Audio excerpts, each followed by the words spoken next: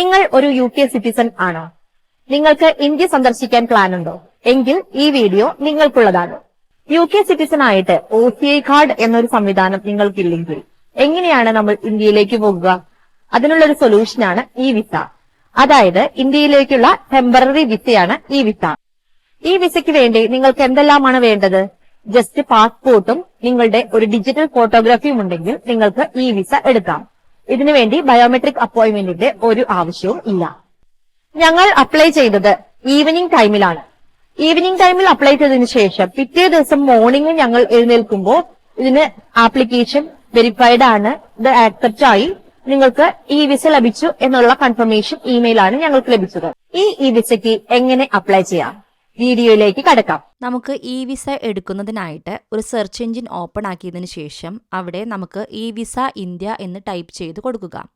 ഇങ്ങനെ ടൈപ്പ് ചെയ്ത് കൊടുക്കുമ്പോൾ ഇങ്ങനെ ഒരു പേജാണ് ഓപ്പൺ ആയി വരുന്നത്. അതിൽ നമുക്ക് ഇവിടെ ഗവൺമെൻറ് വെബ്സൈറ്റ് കാണാവുന്നതാണ്. അതായത് https indianvisaonline.gov.in എന്നൊരു വെബ്സൈറ്റാണ് ഇവിടെ കാണാവുന്നത്. അതിൽ ഇന്ത്യ വിസ ഓൺലൈൻ എന്നൊരു ഓപ്ഷനാണ് ഇവിടെ കാണുന്നത്. അതിൽ ക്ലിക്ക് ചെയ്യുക. ഇത് ക്ലോസ് ചെയ്ത് കൊടുക്കുക. ഇങ്ങനെ ക്ലിക്ക് ചെയ്യുമ്പോൾ നമുക്ക് കാണാം ഇവിടെ for regular paper and visas by Indian mission, for e visa by bureau of immigration apply here, visa on arrival of the nationals of Japan, South Korea and UAE. ഇവിടെ നമ്മൾക്ക് ഈ മിഡിൽ പോർഷനുള്ള for e visa by bureau of immigration apply here എന്നിട്ടുള്ള സംഭവത്തിലാണ് click ചെയ്യേണ്ടത്. ഇത് click ചെയ്യുമ്പോൾ ഇങ്ങനെയാണ് ഇവിടെ ഓപ്പൺ ആയി വരുന്നത്. അപ്പോൾ ഇതിൽ കാണാം e visa application process. First നമ്മൾ apply online with an upload photo and passport page. രണ്ടാമത് പറയുന്നത് pay visa fee online using credit or debit card or payment wallet. ഇതിന് നമുക്ക് $40 ആണ് വരുന്നത്. അതായത് ഏകദേശം ഒരു 32 പൗണ്ടോളം വരും. മൂന്നാമത്തെ സ്റ്റെപ്പ് റിസീവ് ETA ഓൺലൈൻ, അതായത് ഇലക്ട്രോണിക് ട്രാവൽ ഓതറൈസേഷൻ എന്ന് പറഞ്ഞ ഒരു മെസ്സേജ് നമുക്ക് ഇമെയിലിൽ വരും. അത് റിസീവ് ചെയ്യുക എന്നുള്ളതാണ് third process. Fourth one fly to India.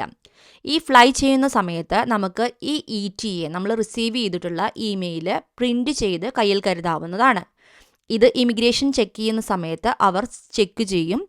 അതിലായിട്ട് ഞങ്ങൾ പോയപ്പോൾ ഞങ്ങളുടെ ചെക്ക് ചെയ്തു. അവർ ചെക്ക് ചെയ്തതിന് ശേഷം അവർ തന്നെ ഈ വിസയുടെ ഒരു പ്രിൻ്റ് ഔട്ട് എടുത്തു തന്നു. ഈ പ്രോസസ്സ് നിങ്ങൾക്ക് മനസ്സിലായി എന്ന് കരുതുന്നു. ഇനി നമുക്ക് താഴോട്ട് നോക്കാം. സ്ക്രോൾ ഡൗൺ ചെയ്യുമ്പോൾ ഇവിടെ കാണാം സാമ്പിൾ ഇ വിസ ആപ്ലിക്കേഷൻസ് ഉണ്ട്.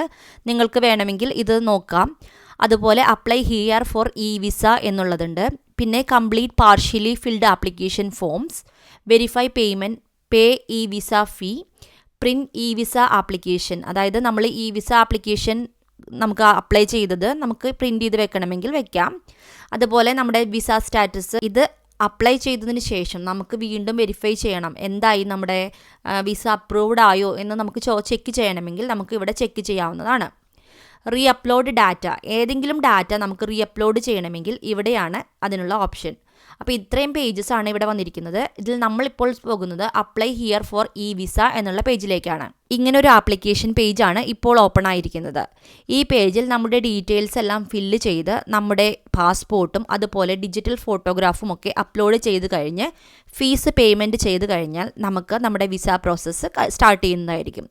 അപ്പോൾ നിങ്ങൾക്ക് ഇത് ഈസി ആയിട്ട് ചെയ്യാൻ പറ്റുന്ന ഒരു കാര്യമാണ്. നിങ്ങൾ ചെയ്ത് നോക്കുക. ഇതിൻ്റെ ഒരു ചെറിയ വീഡിയോ ആണ് ഞാൻ പ്ലാൻ ചെയ്യുന്നത്. അതുകൊണ്ട് തന്നെ ഞാനിത് കംപ്ലീറ്റ് ആയിട്ട് ഫില്ല് ചെയ്യുന്നത് ഇവിടെ കാണിക്കുന്നില്ല. നിങ്ങൾക്ക് അതൊരു വീഡിയോ ആയിട്ട് വേണമെന്നുണ്ടെങ്കിൽ പ്ലീസ് കമൻറ്റ്. നിങ്ങൾ ഇന്ത്യയിലേക്ക് യാത്ര ചെയ്യുമ്പോൾ ഈ വിസയുടെ ഒരു കോപ്പി കരുതേണ്ടതുണ്ട്. അത് നിങ്ങൾ ഫോട്ടോയായിട്ട് നിങ്ങളുടെ ഫോണിൽ കരുതിയാൽ മതിയായിരിക്കും. അല്ലെങ്കിൽ പ്രിന്റ് ഔട്ട് എടുത്ത് കയ്യിൽ സൂക്ഷിക്കാവുന്നതുമാണ്. ഇത് ഇമിഗ്രേഷൻ ക്ലിയറൻസിൽ ചെക്ക് ചെയ്യുന്നതായിരിക്കും. ഈ വിസയിൽ നിങ്ങൾക്ക് ഇന്ത്യയിൽ 180 ഡേയ്സ് ആണ് സ്പെൻഡ് ചെയ്യാൻ കഴിയുന്നത്. മൾട്ടിപ്പിൾ എൻട്രീസ് അലൗഡ് ആണ്. അതുപോലെ തന്നെ ഈ വിസ എക്സ്റ്റെൻഡ് ചെയ്യാൻ പറ്റുന്നതല്ല. എമർജൻസിയായി ഇന്ത്യ സന്ദർശിക്കാൻ ആഗ്രഹിക്കുന്നവർക്ക് ഈ വീഡിയോ യൂസ്ഫുൾ ആകുമെന്ന് വിചാരിക്കുന്നു. നിങ്ങൾക്ക് ഞങ്ങളുടെ വീഡിയോ ഇഷ്ടമായെങ്കിൽ സബ്സ്ക്രൈബ് ചെയ്ത് സപ്പോർട്ട് ചെയ്യുക.